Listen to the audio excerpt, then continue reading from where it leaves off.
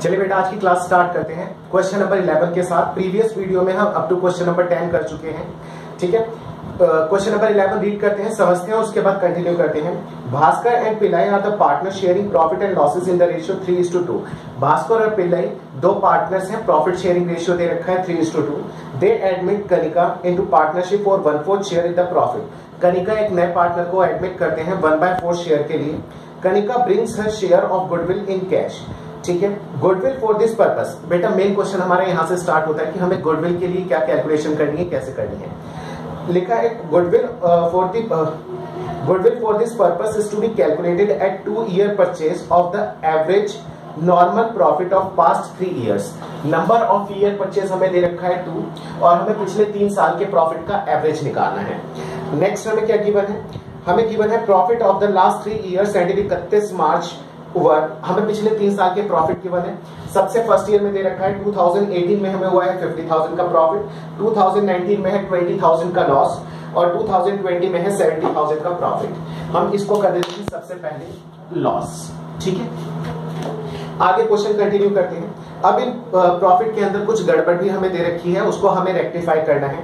जैसे कि 2018 में जो हमें प्रॉफिट हुआ है 50,000 का, including profit on sale of assets. बेटा हमें ये जो प्रॉफिट हुआ है 50,000 का, इसके अंदर एक एबनॉर्मल प्रॉफिट ऐड है, उसको हम क्या कर देंगे लेस। क्यों, हमें नॉर्मल प्रॉफिट निकालना है। एबनॉर्मल प्रॉफिट की कीमत कितनी है, 5,000 का है एबनॉर्मल प्रॉफिट, उसको हम कर देंगे लेस। नेक्स्ट है 2019 में जो 20,000 का लॉस है, इंक्लूडिंग लॉस बाय फायर। इस ये लॉस हमारा कैसे निकल के आया है कि हमने P&L के डेबिट में एक लॉस बाय फायर है 30,000 का, उसको भी हमने डेबिट कर दिया, उसको भी हमने चार्ज कर दिया था। अब उसको हम रिवर्स कर देंगे क्योंकि वो एबनॉर्मल नेचर का है। कितना, 30,000 का loss by fire. Next last में गिवन है प्रॉफिट है 70,000 का, including insurance claim receive 18,000 and interest on investment and dividend receive 8,000। बेटे इसके अंदर दो चीजें हैं। हमारा जो लास्ट ईयर का ये प्रॉफिट है 70,000 का, इसके अंदर दो चीजें ऐसी इंक्लूड है जो कि हमारा रेगुलर नेचर का नहीं है, मेन एक्टिविटी ऑफ बिजनेस जो है उसका प्रॉफिट नहीं है। उसके अंदर ऐसी कौन सी दो चीजें हैं, सबसे पहले है एक हमें इंश्योरेंस क्लेम रिसीव हुआ है। इंश्योरेंस क्लेम हमें हर ईयर नहीं होता है। इन केस कभी हम किसी के ऊपर केस करते हैं या फिर मान लीजिए कि कोई लॉस हमें हो जाता है और हमने उसको क्या कर रखा है, इंश्योर्ड करवा रखा है, तो वहां से हमें इंश्योरेंस क्लेम रिसीव होता है। वो हमारा रेगुलर नेचर का प्रॉफिट नहीं है, main activity of the business नहीं है, उसको हम रिवर्स कर देंगे। ठीक है, तो यहां से सबसे पहले हम माइनस कर देंगे कितना, हमें दे रखा है इंश्योरेंस क्लेम के हिसाब से 18,000, हम 18,000 यहां से डिडक्ट कर देंगे। प्लस एक हमें दे रखा है नॉन ट्रेडिंग इन्वेस्टमेंट से जो हमें इंटरेस्ट मिला है वो, उसको भी हम रिवर्स कर देंगे क्योंकि वो भी हमारा ट्रेडिंग बिजनेस से नहीं है। ये सब चीजें हम इन डेप्थ समझ चुके हैं स्टार्टिंग के वीडियोस में, हमें खाली अब कैलकुलेशंस करनी है। 50,000 माइनस 5 45,000 माइनस 20 प्लस 10 प्लस का 10,000 प्रॉफिट आ जाएगा। ये माइनस का 20,000 है, ये प्लस है 30,000, हमारा 10,000 का प्रॉफिट आ जाएगा। 70 माइनस 18 माइनस 8, 18 और 8 हो जाएगा 26। 70 माइनस 26 कितना हो जाएगा, 44,000। इन तीनों को ऐड कर देंगे 949 99,000। ये आ गया हमारा टोटल प्रॉफिट। हमें क्या निकालना है, simple average profit. Simple average profit कैसे निकाला जाता है, सिंपल एवरेज प्रॉफिट आता है, सम कर लेते हैं टोटल प्रॉफिट का, यानी कि 99,000 divided by number of years यानी कि 3, यानी कितना निकल के आ जाएगा ये 33,000। नेक्स्ट गुडविल निकालने का हमारा फॉर्मूला होता है simple average profit into number of years purchase. ठीक है, सिंपल एवरेज प्रॉफिट है 33,000 into number of year purchase है 2, दैट इज 66,000। ये है हमारा आंसर और हमारा क्वेश्चन यहां पे हो गया ओवर। ठीक है बेटा, क्वेश्चन नंबर 11 हमारा ओवर हो गया। अब स्टार्ट करते हैं question number 12। Sumit purchase Amit business on 1 अप्रैल 2020 क्वेश्चन नंबर 12 में हमें गिवन है सुमित जो है अमित का बिजनेस परचेज कर रहा है 1 अप्रैल 2020 को। Goodwill was decided to be valued at 2 year purchase. अच्छा, नंबर ऑफ ईयर परचेज हमें गिवन है 2, हम यहाँ पे लिख देते हैं 2। नेक्स्ट आगे गिवन है हमें of average normal profit of last 4 years, पिछले 4 साल का हमें एवरेज प्रॉफिट निकालना है। ठीक है, वो भी हमने काउंट कर लिया। आगे क्या गिवन है, पिछले 4 साल के हमें प्रॉफिट गिवन है। 31 मार्च 2017 का है 80,000, 31 मार्च 2018 का है 1,45,000, 31 मार्च 2019 को हमें दे रखा है 1,60,000 और 31 मार्च 2020 का है 2 लाख रुपया। ठीक है, नेक्स्ट आ जाता है books of accounts reveal that. अच्छा, इन प्रॉफिट के अंदर कुछ गड़बड़ है, उसको समझते हैं। सबसे पहले दे रखा है abnormal loss of 20,000। Abnormal loss यानी कि हमारा नॉर्मल लॉस नहीं है, इसको हम क्या कर चुके हैं, ऑलरेडी प्रॉफिट से माइनस कर चुके हैं। अब एड बैक कर देंगे किसमें, इसमें गिवन है 31 मार्च 2017 को। 31 मार्च 2017 में हम क्या कर देंगे, यहाँ पे एक एबनॉर्मल लॉस है, उसको हम कर देंगे ऐड। अमाउंट कितना दे रखा है, इसमें अमाउंट हमें गिवन है 20,000 का, 20,000। नेक्स्ट आगे गिवन है हमें a fixed assets. A fixed asset was sold in the year 31 मार्च 2018। कह रहे हैं कि 31 मार्च 2018 को हमने एक फिक्स्ड एसेट बेचा था जिसपे कि हमें 25,000 का प्रॉफिट हुआ था, उसे P&L अकाउंट में हम क्रेडिट कर चुके हैं। बेटा एबनॉर्मल गेन है, एबनॉर्मल गेन को हम क्या कर देते हैं, प्रॉफिट में वो एडेड रहता है, उससे हम माइनस कर देंगे। कौन से ईयर में, 31 मार्च 2018। 31 मार्च 2018 से हम माइनस कर देंगे। एबनॉर्मल गेन का अमाउंट कितना है, 25,000। यहाँ पे हमने क्या कर दिया, 25,000 को डिडक्ट कर दिया। Next in the year ended 31 March 2019, कह रहा है 2019 में क्या हुआ था, asset of the firm was not insured due to oversight, insurance premium not paid was 15,000। कह रहे हैं कि 31 मार्च 2019 को बेटा हमारे फर्म के अंदर जितने भी एसेट्स होते हैं उन सबका हम ईयरली इंश्योरेंस करवाते हैं। ठीक है, और क्या कहते हैं कि इन केस कोई एक्सीडेंट होता है और वो मशीन के अंदर कोई प्रॉब्लम आता है तो इंश्योरेंस कंपनी से हम उसका क्लेम रिसीव कर लेते हैं। लेकिन 31 मार्च 2019 को क्या हुआ था, ड्यू टू ओवरसाइट। ओवरसाइट का मतलब होता है कि एक बार हम नजरअंदाज कर गए, जैसे कि एक लिस्ट बनी थी, सारी लिस्ट हम चेक कर रहे थे कि किसको हमें क्या देना है, तो उस लिस्ट के अंदर से वो चीज हम ओवरसाइट कर गए, नजरअंदाज कर गए, वो बीच में से निकल गया और हमने उस पर ध्यान नहीं दिया और हमने उसका इंश्योरेंस नहीं करवाया। अच्छा, इंश्योरेंस नहीं करवाया तो क्या हुआ होगा कि बेटा उस साल मैंने इंश्योरेंस नहीं करवाया तो वो मेरा एक्सपेंडिचर उतने से कम हुआ। क्या वो हमेशा होगा, क्या ये रेगुलर नेचर का एक्सपेंस नहीं है? बेटा इंश्योरेंस हमारा रेगुलर नेचर का एक्सपेंस होता है, वो हर साल हमें पे करना पड़ता है।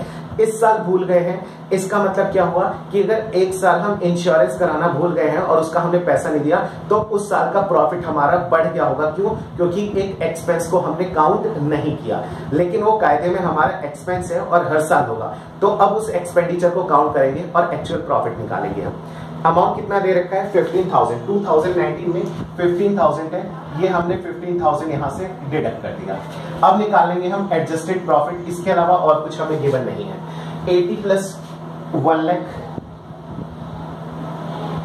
145 माइनस 25 ही आ जाएगा, 1,20,000। 160 माइनस 15, 1,45,000। नेक्स्ट 2 लाख, इसके अंदर कुछ भी एडजस्टमेंट नहीं है, ये 2 लाख आ जाएगा एज इट इज। ठीक है, इसका हम टोटल निकाल देंगे, यहां पे आ जाएगा टोटल प्रॉफिट। टोटल प्रॉफिट कितना आएगा, 65, 2, 3, 4, 5,65,000। अब हम यहाँ पे क्या निकालेंगे, यहाँ पे हम निकालेंगे सिंपल एवरेज प्रॉफिट, जो कि कितना निकल के आ जाएगा, सिंपल एवरेज प्रॉफिट निकल के आएगा 5,65,000, 5,65,000 डिवाइडेड बाय 4। इसे कैलकुलेट कर लेते हैं।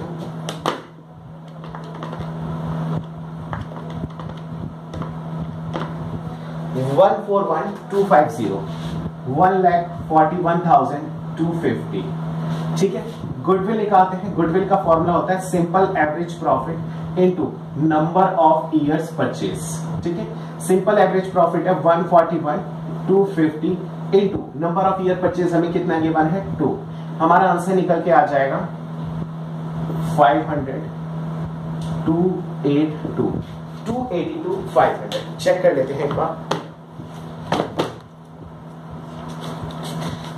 क्वेश्चन नंबर है ये हमारा 10 नहीं, ये है क्वेश्चन नंबर हमारा 12। ये क्वेश्चन की मार्किंग गलत है, पिछले क्वेश्चन में भी गलत हो गई, वो 10 ही लिखा रह गया है, ठीक है, जो लास्ट क्लास में हमने करा था।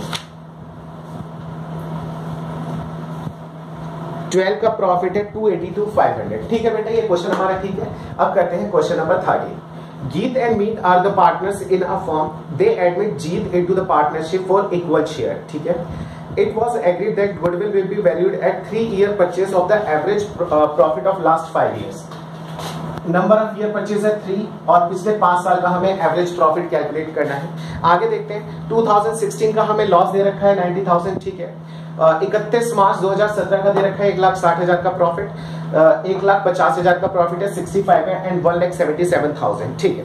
कह रहे books of the accounts were of the firm reveal that, जब हमने बुक्स ऑफ अकाउंट को देखा तो उससे हमें कुछ इंफॉर्मेशन मिली। क्या क्या मिली? The firm had a gain a profit of 50,000 from sale of machinery sold in the year 31 March 2017. The gain profit was credited to the profit and loss account. बेटा हुआ क्या था कि हमने 31 मार्च 2017 को कोई प्रॉपर्टी बेची और प्रॉपर्टी बेचने पे हमें हुआ गेन, और उस गेन को हमने क्या कर लिया, नॉर्मल प्रॉफिट रीड करके हमने उसको क्या कर दिया, इस प्रॉफिट में ऐड कर लिया है। गुडविल की कैलकुलेशन के लिए हम अभी तक सिर्फ यही बातें सीखते हुए हैं कि सिर्फ नॉर्मल प्रॉफिट लिया जाएगा, कोई भी अगर एबनॉर्मल प्रॉफिट इसके अंदर एडेड है तो हम उसको माइनस कर देंगे। तो यहां से हम 50,000 माइनस कर देंगे 31 मार्च 2017 से, यहां से माइनस हो जाएगा कितना, 50,000। नेक्स्ट आगे की बात है, there was an abnormal loss of 20,000, एक एबनॉर्मल लॉस है 20,000 का incurred in the year 31 March 2018 because of machine becoming obsolete in accident। कहते हैं कि एक मशीन का एक्सीडेंट हो गया, ठीक है, जिसकी वजह से एक मशीन को हमें रिमूव करना पड़ा, और एक्सीडेंट हमेशा नहीं होते, और उस लॉस को हमने क्या कर लिया, P&L के डेबिट में चार्ज कर लिया, जिसकी वजह से हमारा प्रॉफिट रिड्यूस हो गया। तो यहाँ पे अभी हम क्या कर देंगे, उसको एड बैक कर देंगे, कितना, 20,000 को। 20,000 हम ऐड कर देंगे। कौन से ईयर में हम करेंगे, इसका ईयर गिवन है 31 मार्च 2018, इसमें ऐड कर देंगे 20,000। एबनॉर्मल लॉस है, ऐड कर दिया, क्यों, प्रॉफिट इसने जबरदस्ती कम कर रखा था। एबनॉर्मल प्रॉफिट था ये 50,000, इसको हमने लेस करा, क्यों, क्योंकि इसके अंदर जबरदस्ती एक एबनॉर्मल प्रॉफिट जुड़ा हुआ था। नेक्स्ट क्या है, overhauling cost of second hand machine purchase on 8 July 2018 amounting to rupees 1 lakh was debited to repairs account. Depreciation is charged 20% per annum on written down value method। हाँ बेटा, इस point को एक बार समझते हैं, क्या कह रहा है, overhauling cost of second hand machine. बेटा हमने क्लास 11th में एक चीज समझी थी डेप्रिसिएशन चैप्टर में, क्या चीज, कि अगर कोई भी हम प्रॉपर्टी खरीदते हैं तो जब तक कि प्रॉपर्टी को पुट टू यूज ना कर दिया जाए, यानी कि उसको यूज करने स्टार्ट ना कर दें, तब तक के सभी खर्चे उसके अंदर ऐड होते रहते हैं और उसको हम कैपिटलाइज कर देते हैं। कैपिटलाइज का मतलब क्या होता है कि उसको हम एक फिक्स्ड नेचर का खर्चा मानते हैं और उसको एक एसेट ट्रीट करके उसको बैलेंस शीट के एसेट्स में ही हम लिखेंगे और उसके ऊपर भी हम डेप्रिसिएशन लगाते हैं, यानी कि वो नॉर्मल एक्सपेंडिचर नहीं माना जाएगा, उसे P&L अकाउंट में हम नहीं लिखते हैं। ठीक है, तो इसमें ही दे रखा है कि हम एक सेकेंड हैंड मशीनरी खरीदी और उसका ओवरहॉलिंग कराया हमने, और जिसको कि हमारा खर्चा कितना बैठा था, 1 लाख, और गलती से हमने इसको रिपेयर अकाउंट में मान लिया। बेटा हम कोई भी सेकंड हैंड हो चाहे फर्स्ट हैंड हो, फर्स्ट टाइम खरीदते हैं और जब तक कि उसको पुट टू यूज ना कर दें तो सभी खर्चे हम क्या करते हैं, उस मशीन की कीमत में ही ऐड होता रहेगा, उस एसेट्स की कीमत में ही वो ऐड होता रहेगा। ठीक है, तो हमें क्या करना था, इसे मशीन की कीमत में ऐड करना था। अब यहाँ पे 2 गलतियां हो गई। 2 गलतियां क्या हुई कि एक जो मेरा कैपिटल नेचर का एक्सपेंडिचर है, मैंने उसे सबसे पहले तो कैपिटल नहीं माना, और उसकी वजह से क्या मिस्टेक हुआ, एक तो कैपिटल अगर मैं मानता तो उसके ऊपर मैं डेप्रिसिएशन लगाता, और डेप्रिसिएशन को प्रॉफिट एंड लॉस अकाउंट में मैं खर्चा मान के उसको मैं माइनस करता। तो पहली बात तो मैंने उसे जब एसेट माना ही नहीं तो मैंने उसके ऊपर डेप्रिसिएशन नहीं लगाया, तो पहली गलती तो डेप्रिसिएशन की। और उससे पहले जो गलती हुई, डेप्रिसिएशन से भी जो पहले गलती हो गई, क्या कि मैंने उसे नॉर्मल खर्चा मान लिया। खर्चा मानने की वजह से उसे P&L अकाउंट में मैंने डेबिट कर दिया, जिसकी वजह से उस साल का मेरा प्रॉफिट कम हो गया है। ठीक है, तो उस साल के प्रॉफिट में सबसे पहले उस मशीन की कीमत को हम ऐड कर देंगे 1 लाख रुपए। कौन से ईयर में है, ये है 2018, 1 जुलाई 2018। ईयर एंड कब होगा, 31 मार्च 2019। 2019 वाले प्रॉफिट में हम यहाँ पे लाके 1 लाख रुपए ऐड कर देंगे। ठीक है, इसे नॉर्मल खर्चा मैंने माना था, नॉर्मल खर्चे की वजह से प्रॉफिट को इसने रिड्यूस कर दिया था, मैंने एड बैक कर दिया। प्लस नॉर्मल खर्चा माना था तो मैंने इसे एसेट नहीं माना, एसेट नहीं माना तो मैंने उसके ऊपर डेप्रिसिएशन नहीं लगाया, सेकंड मिस्टेक ये थी। तो अब इसके ऊपर डेप्रिसिएशन जो नहीं लगा है अब उसको हम लगाएंगे। 1 लाख का 10% कितना निकल के आ जाएगा, इसमें दे रखा है रेट ऑफ डेप्रिसिएशन 20% है, 1 लाख का 20% कितना निकल के आ जाएगा, यहाँ कितना, यहाँ पे निकाल देते हैं 1 लाख का कितना 20% इंटू 9/12 9 मंथ्स का, ठीक है, ये गया 3/4, ठीक है, 2 5,000 इंटू 3 दैट इज 50,000। यहां से हम कितना माइनस कर देंगे, यहां से हम माइनस कर देंगे 15,000 डेप्रिसिएशन का, ठीक है। बेटा आपको ये बात समझ में आ रही होगी कि इसे मैंने क्या कर लिया था, इसे मैंने खर्चा मान लिया था इसलिए मैंने इसको एड बैक कर लिया, प्लस 15,000 को हमने क्या करा था, इसे खर्चा माना था तो इसका डेप्रिसिएशन भी हमने चार्ज नहीं कर पाए थे, अब इसका डेप्रिसिएशन लगा देंगे। अब इसका नेक्स्ट ईयर भी डेप्रिसिएशन आएगा, नेक्स्ट ईयर कितना आएगा, नेक्स्ट ईयर निकल के आएगा 1 लाख में से 15,000 का तो घिस गया, यानी कि बचा कितना 85,000। अब 85,000 का हम निकाल देंगे 20% पूरे ईयर का, ठीक है, वो देख लेते हैं हमारा कितना निकल के आएगा। 85 16 1 17 17,000 आ जाएगा, यहां से हम माइनस कर देंगे कितना 17,000, ठीक है। अब इसकी कैलकुलेशन कर देते हैं, बाकी सब तो हमारा क्वेश्चन फिनिश हो चुका है। यहां पे आ जाएगा सबसे पहले 90,000 माइनस का 160 माइनस 50 1,10,000, नेक्स्ट 150 प्लस 20 यानी कि 1,70,000, ठीक है। नेक्स्ट 65 1 लाख और 15 लाख को मैं माइनस कर देता हूं, इसमें से आ जाएगा 50, यहां पे भी आ जाएगा 1,50,000। नेक्स्ट 177 माइनस 17 कितना निकल के आ जाएगा 1,60,000 1,60,000। यहां पे अब हम निकाल देंगे क्या टोटल प्रॉफिट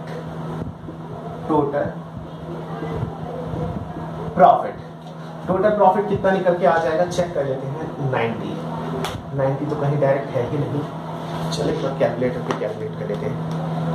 1,10,000 1,70,000 1,50,000 1,60,000 माइनस 90,000, ये आ जाएगा बेटा हमारा 5 लाख, ठीक है। अच्छा अब हम निकालेंगे क्या सिंपल एवरेज प्रॉफिट, जो टोटल प्रॉफिट होता है divided by number of years that is 5, ये निकल के आ जाएगा 1 लाख। नेक्स्ट गुडविल का हमारा फॉर्मूला क्या होता है, simple average profit into number of years purchase. Simple average profit हमारा कितना है 1 lakh into number of year purchase कितना दे रखा है 3, दैट इज 3 लाख। ये हो गया हमारा आंसर, ठीक है बेटा। क्वेश्चन नंबर 13 तक हम फिनिश कर चुके हैं। टीएस ग्रीवाल सर की बुक के एडिशन है 2020 वाला, लेटेस्ट एडिशन है हमारे पास, ठीक है।